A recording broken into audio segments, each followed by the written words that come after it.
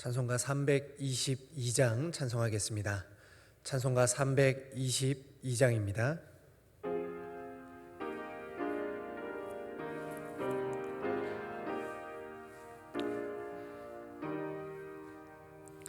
세상에 헛된 신을 버리고 하나님 이름 높여 기리세. 온 천하 백성 모두 나와서 다같이 하나님만 섬기세.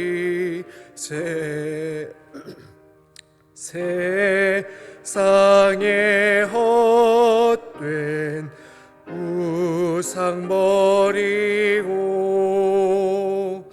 인간의 모든 부귀영화와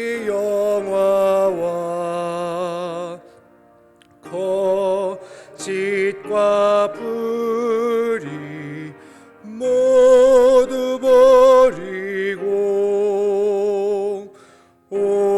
온전히 하나님만 섬기세.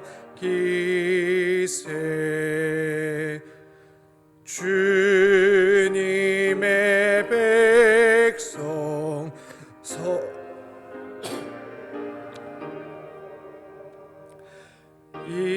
이기와 미움 아주 버리고 하나님만을 홀로 섬기는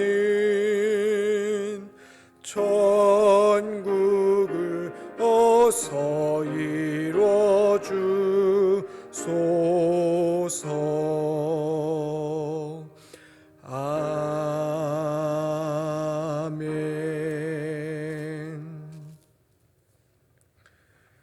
찬송가 325장 찬송합니다. 325장입니다.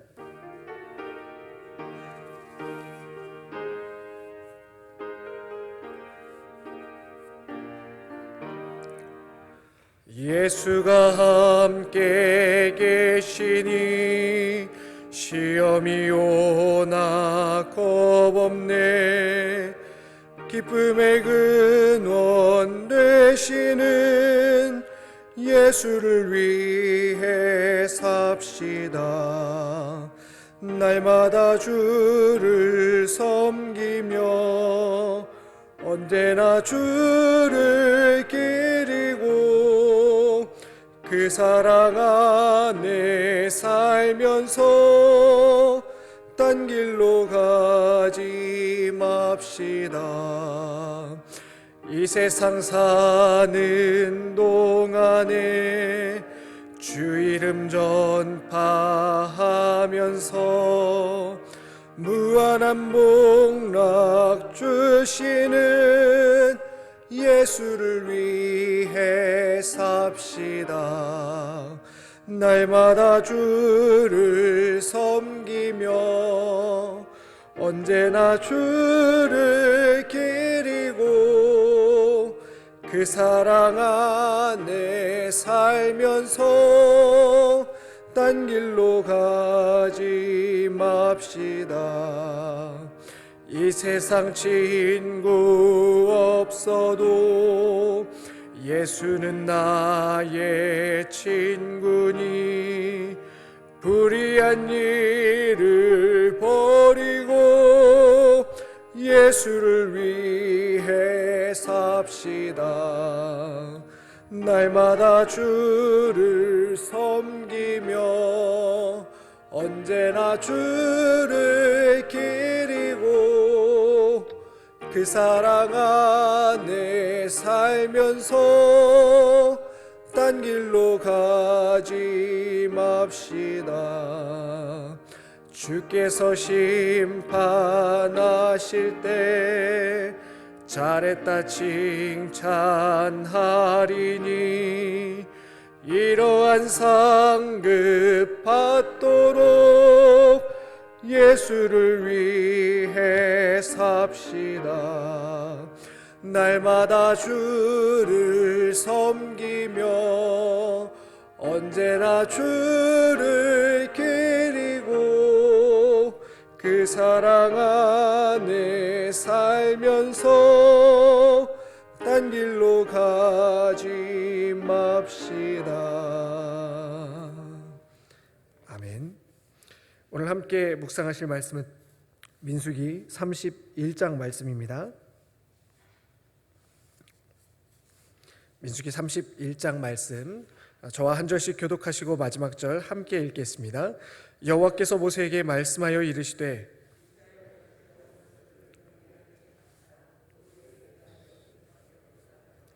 모세가 백성에게 말하여 이르되 너와 함께 있는 사람들 가운데서 전쟁에 나갈 사람들을 무장시키고 미디안을 치러 보내어 여호와의 원수를 갚되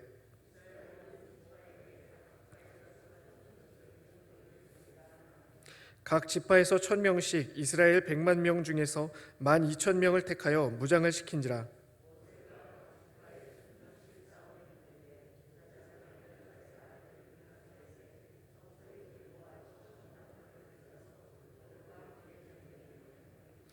그들이 여호와께서 모세에게 명령하신 대로 미디안을 쳐서 남자를 다 죽였고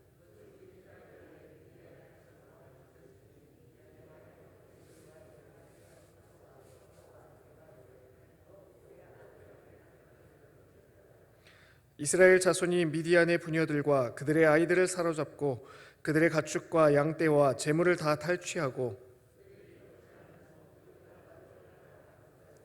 탈취한 것, 노략한 것, 사람과 짐승을 다 빼앗으니라.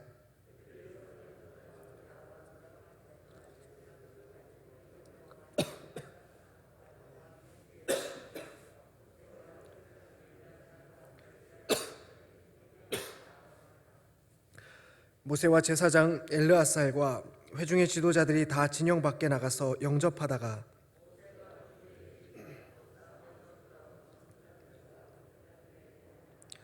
모세가 그들에게 이르되 너희가 여자들을 다 살려두었느냐?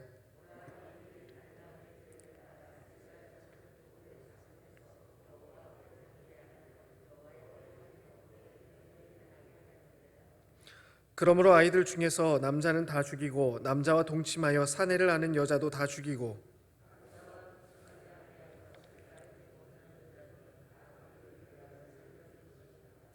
너희는 이레 동안 진영 밖에 주둔하라. 누구든지 살인자나 죽임을 당한 사체를 만진 자는 셋째 날과 일곱째 날에 몸을 깨끗하게 하고 너희의 포로도 깨끗하게 할 것이며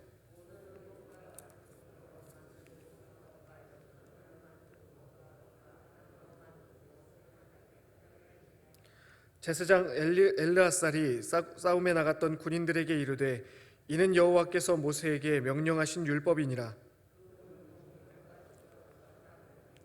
불에 견딜 만한 모든 물건은 불을 지나게 하라. 그리하면 깨끗하려니와 다만 정결하게 하는 물로 그것을 깨끗하게 할 것이며 불에 견디지 못할 모든 것은 물을 지나게 할 것이니라.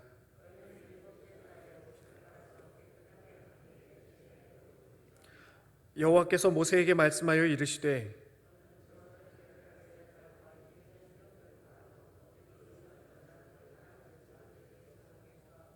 그 얻은 물건을 반분하여 그 절반은 전쟁에 나갔던 군인들에게 주고 절반은 회중에게 주고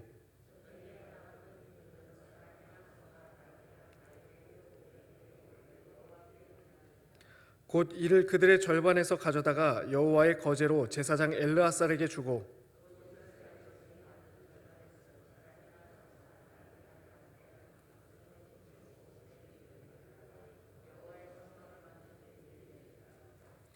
모세와 제사장 엘르아살이 여호와께서 모세에게 명령하신 대로 하니라.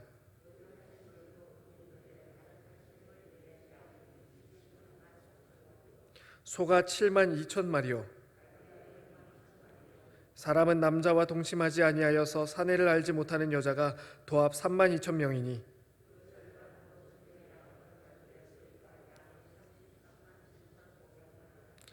여호와께 곡물로 드린 양이 675요.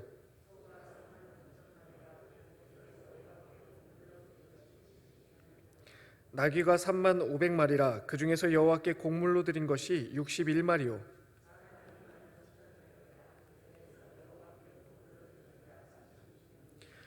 여호와께 거제의 곡물로 드린 것을 모세가 제사장 엘르아살에게 주었으니 여호와께서 모세에게 명령하심과 같았더라.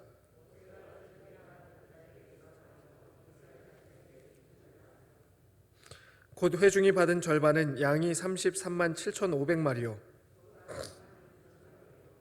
나귀가 3만 500마리요. 이스라엘 자손의 그 절반에서 모세가 사람이나 짐승의 50분의 1을 취하여 여호와의 장막을 맡은 레위인에게 주었으니 여호와께서 모세에게 명령하심과 같았더라.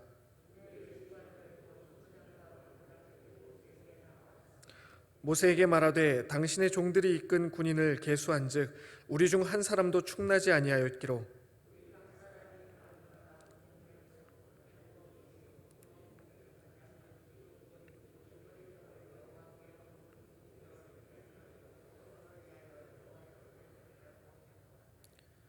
모세와 제사장 엘르아살이 그들에게서 그 금으로 만든 모든 폐물을 취한즉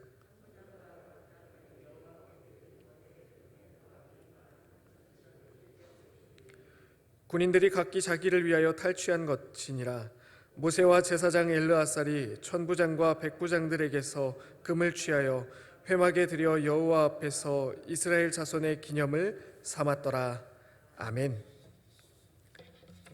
이제까지는 출애굽 2세대에게 주시는 각종 규례들을 살펴보았었습니다.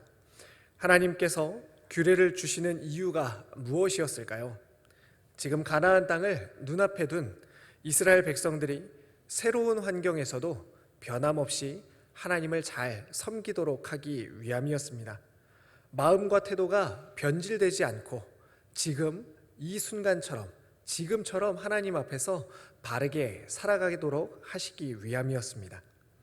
그래서 절기와 제사를 통해서 하나님과 동행하는 법을 가르치고 약속의 땅에서 누릴 풍요가 누구로부터 왔는지를 알게 하시고 또 가정의 중요성도 알려주셨습니다. 그리고 이제 31장부터는 땅 분배 준비 과정을 다루게 됩니다. 민수기 31장은 이스라엘 백성들이 미디안을 정복하고 그 전리품을 나누고 있는 이야기입니다. 내용을 좀 살펴보면요, 이스라엘 자손이 미디안과의 전쟁에서 승리하고 전리품을 가지고 돌아온 이야기로 시작하고 있습니다. 이 이야기는 민수기 25장에서부터 시작이 되는데요, 이스라엘 자손들이 미디안 여인들과 음행에 빠졌던 사건이 있었지요. 이 사건으로 인해서 하나님은 이스라엘에게 미디안 사람들에게 가서 원수를 갚으라라고 오늘 31장을 시작하고 있습니다. 몇몇 사람들이 좀 그랬기로서니 어떻게 다 죽이라고 할 수 있지? 라는 생각이 들 수도 있지만요, 여기서 우리는 하나님을 떠나게 하는 것, 그리고 하나님의 백성답게 살지 못하도록 하는 것은 바로 사단의 일이며 하나님과 원수 맺는 일임을 분명하게 알 수가 있습니다. 하나님께서 자신의 백성들이 하나님의 백성답게 살도록 하시는 것에 얼마나 많은 관심이 있고 그것을 방해하는 것들에 대해서 얼마나 철저하게 대적하시는지 알 수가 있는 것입니다. 그래서 하나님은 이스라엘 모든 지파에서 각각 1000명씩을 뽑아서 전쟁에 나가도록 명령하십니다. 총 12,000명의 무장된 군사들이 전쟁을 치렀고 주께서 명령하신 대로 미디안을 쳐서 남자는 모두 죽여버렸습니다. 그들은 그뿐만 아니라 미디안 5 왕을 죽였고 부올의 아들 발람도 죽였습니다. 아주 큰 승리를 거두었다는 것이죠. 그리고 이처럼 큰 승리에는 당연한 전리품도 따라오게 됩니다. 엄청난 양의 전리품을 얻게 되었습니다. 32절부터 47절까지는요, 군인들이 얻었던 전리품의 목록들과 양을 이야기하고 있습니다. 군인들이 제각기 약탈해서 자기 것으로 삼은 약탈물 말고도 그들이 빼앗은 전리품들의 목록이 기록되어 있는데요. 그런데 우리가 이제까지 살펴봤던 것처럼 민수기는 숫자에 관심이 많이 있습니다. 그래서 이제부터는 숫자에 초점을 맞춰서 살펴보겠습니다. 전리품의 양이 67만 5천 마리, 소가 7만 2천 마리, 나귀가 6만 1천 마리, 그리고 처녀가 3만 2천 명이라고 기록이 되어 있습니다. 보통 전쟁에서 목숨을 걸고 싸운 군인들이 이 전리품을 독차지하게 됩니다. 그런데 본문에서는 하나님께서 직접 이 전리품을 어떻게 분배할 것인지 명령하고 또 가르쳐 주고 계십니다. 두 가지 원칙이 하나님으로부터 주어졌는데요. 첫 번째는 군인과 백성들, 그러니까 전쟁에 나간 군인과 전쟁에 참여하지 않은 모든 백성들이 똑같이 나누는 것입니다. 27절을 보면요, 하나님께서 그 얻은 물건을 반분하여, 그러니까 1대1로 50대 50으로 나누라는 것이죠. 그 절반은 전쟁에 나갔던 군인들에게 주고 절반은 회중에게 주고 라고 말씀합니다. 그러니까 전쟁에 나간 군인들과 전쟁에 나가지 않은 백성들이 1대1로 전리품을 나눈 것입니다. 두 번째는요, 제사장과 레위인에게도 전리품을 나누는 것입니다. 그 아래 28절을 보면 500분의 1을 제사장에게 주어 여호와께 드리고 라고 말합니다. 그리고 50분의 1을 레위인에게 주라고 말씀하십니다. 이 원칙대로 해서 그 뒤에 아주 길게 나온 전리품 분배의 과정들을 정리해 보면요, 군인들과 백성들이 얻은 몫은 양 33만 7,500마리, 그리고 소가 3만 6천 마리, 나귀가 3만 500마리, 사람이 1만 6천 명씩 각각 나누게 됩니다. 그리고 하나님께 예물로 바친 수는 양 675마리, 소 72마리, 나귀 61마리, 사람 32명이 됩니다. 그런데 이렇게 설명을 쭉 보다 보면요, 질문이 한 가지가 좀 생기게 됩니다. 어떤 질문입니까? 하나님은 왜 하나님은 도대체 이렇게 길고 장황하게 전리품 분배의 원칙을 정하셨을까? 나누기만 하면 다 나오는 숫자 계산인데 이렇게까지 굳이 정확하게 써서 알려줘야 하는 이유가 무엇일까 하는 것입니다. 앞서 말씀드린 것처럼 민수기는 가나안 땅을 목전에 두고 가나안에서도 하나님의 백성답게 살게 하시고 싶은 하나님의 의도가 깔려 있습니다. 가나안은 어떤 땅입니까? 그곳은 풍요가 넘치는 땅입니다. 제사 제물의 양만 생각해봐도 우리는 그 땅의 풍요가 얼마나 엄청난 것인지 상상해 볼 수가 있었습니다.